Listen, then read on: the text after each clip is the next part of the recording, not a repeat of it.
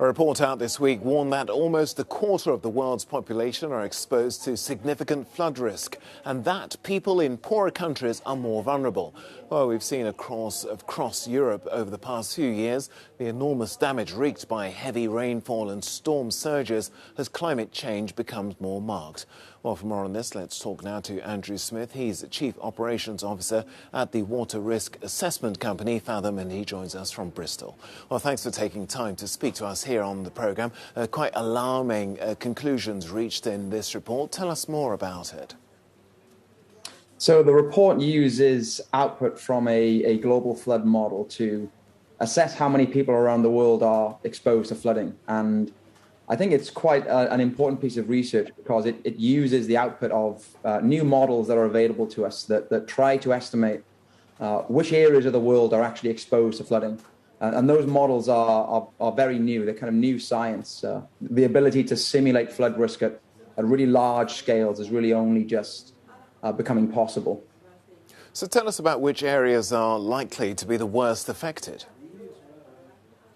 So the model suggests that it's Southeast Asia in particular that's overly exposed. But actually, the truth with flooding is that it's a really pervasive peril. It's near universal. So everywhere in the world is exposed to some level of flood risk.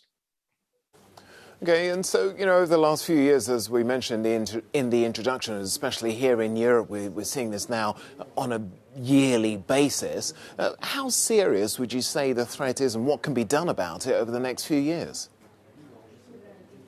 Well, it is a rather universal peril. It's experienced the world over. We see that poorer areas are overly exposed, and that's something that we'd see at global scales, but also local scales as well. So poorer parts of even countries like the US and the UK are the areas that are overly exposed. One of the things I think we can do is that it's changing urbanization patterns that we see really driving up exposure levels. So more and more people are moving into urban centers, for example. And actually, the reality is that the best places to live in those urban centers are already occupied.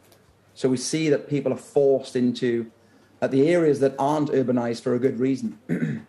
So we see that the areas of cities that are experience flood risk are becoming urbanized. And I think one of the real things that we can do to avoid more risk in the future is to simply not build in those areas. So avoiding risky areas is something that we can do right now. These models enable us to identify areas that might be exposed, and we should avoid developing and living in those areas. And what about the areas where people are exposed perhaps the most? I'm thinking of coastal areas. Is this just a question of reinforcing flood defences there? You can invest in flood defences, so you can spend money on defending areas that are exposed. That can be quite expensive and is often subject to things like cost-benefit analyses, so trying to justify spending large amounts of money on defending areas.